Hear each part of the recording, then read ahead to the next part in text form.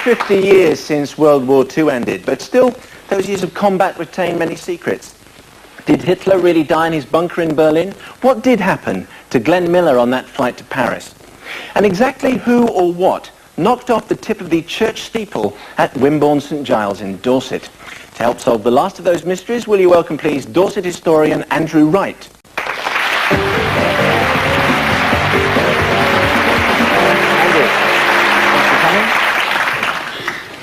Do you know of this steeple incident then?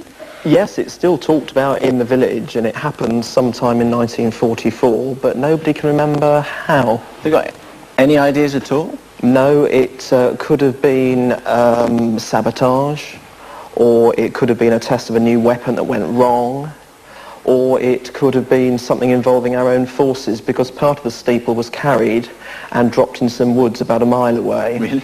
Yeah. How peculiar. I mean, where do we start to investigate this mystery? Well, there's nothing in the records at all. And one thing that might offer an explanation, a shot in the dark, is that not too far away was a very important wartime airfield that it played a very secret role in the war called Tarrant Rushton. Tarrant Rushton. We've actually got some film of Tarrant Rushton. If you look at that screen over there. Yeah, that's the airfield now from the air. And it basically flew Halifaxes, and there you can see the gliders that they towed into Europe to drop troops and enemy agents. Is that a Halifax? That's a Halifax four-engine bomber. And now we see 298 Squadron, which was one of the two squadrons at Tarrant. Did they let them in when it was flying, or is that... Yes, that was the school photograph. And a very good shot it is too, but this mystery of the steeple is really quite... So there's absolutely no record at all? Nothing at all. I've been through all the government records, the RAF records, there's not a clue. I've drawn a complete blank, but local people still talk about it. Well, I think we might be able to help tonight, because in the audience we have someone who's based at this particular airbase during the war. He's RAF flight engineer Bob Marshall. Where are you, Bob? Would you care to join? Don't look so surprised. Could you join us down here on the sofa, please? Thank you, Bob.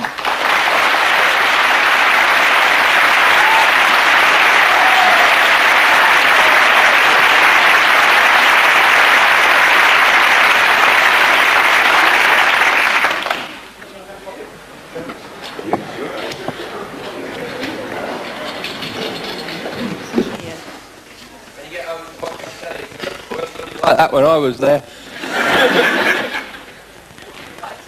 Here we go.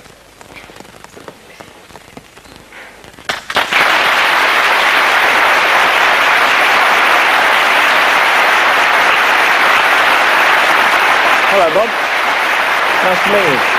Please sit down. This is Andrew, our local historian. Right, well, let's not beat about the bush, Bob.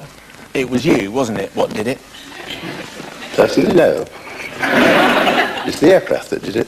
And you were in the aircraft that did it. Now, let's get some thrilling detail. Were you being chased by enemy aircraft, and then as you came over England, you just dived in low to avoid their desperate fire and trying to escape, and then you clipped the top of the steeple? Is that what happened? I never thought of that one. No. Okay, so you limp back home from Germany, your aircraft has been injured in combat, and you're trying to find somewhere to land the craft, and as you land, you just clip the top of the steeple. Is that what happened? No. No. What happened?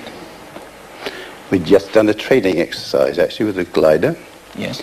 And you've always got to let the glider release itself. Right, so you're in the We're in the bomber, aircraft, and you're yeah. towing A glider. the glider. He Okay. released, he landed, and my mother-in-law lived 10 miles away from the airport.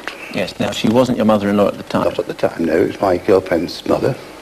Ah, so And she had a fixation, actually, for knitting. for your things like mother-in-law or your girlfriend? Mother-in-law. Oh, right, sorry. Anyway, it's quite near, as you can imagine, 10 miles from the airport. It's on the circuit almost.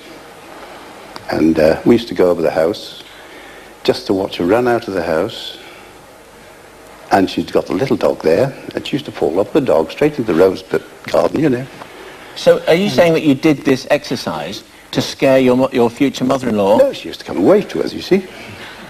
Were you actually trying to impress your girlfriend, Bob? No, she wasn't there. Just your mother-in-law? That's all. So you thought, I might end up being married to that girl, so I'm going to scare that mother-in-law now.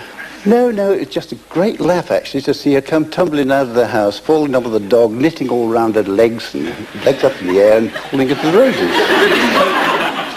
So you're talking to the rest of your guys on the flight, and you're saying, right, well, on the way home, we've got this great idea, this wizard prang. Let's go and zoom over the top of this house, we'll scare this woman, she'll come out, fall over the dog, and all that kind of stuff. Yeah, well, they all knew her. All my crew knew her. We used to go there for drinks with father-in-law and all that sort of thing, you see. Right. And we all thought it was great fun. Right. And so it was. To scare this woman, okay, that's fine. Not scare her. No. If she loved it. Yes, of course. Falling over with her knitting. Yes. Okay. So you're dive bombing this house, okay, to have a bit of fun. Yeah. Okay. And where does the church steeple come into it? We sort of got tangled up with the tow rope. How long is this tow rope, Bob? Well, I think it's about 70 yards. 70 yards. So there's your Halifax bomber with this very long rope coming behind it, and you just accidentally clip the top of... There's your mystery being solved here, Andy. Okay? Brilliant, excellent.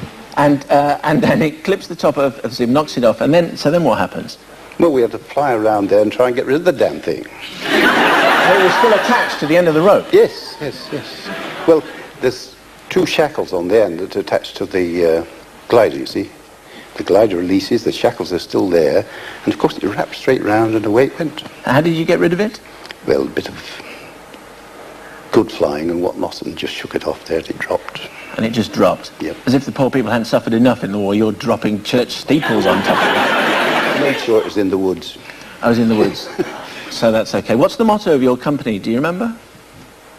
No, the faintest idea. The motto of your squadron was silently strike. Which is precisely what you did.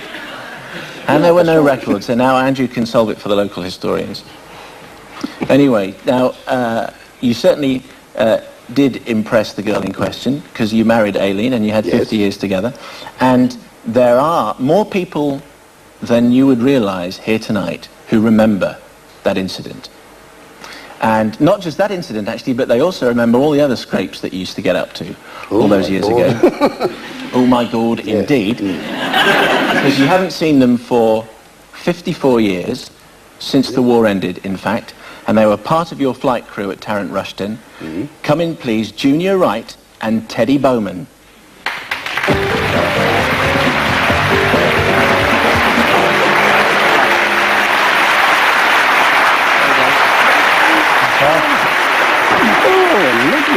Bob Marshall, ladies and gentlemen. Bob Marshall for you.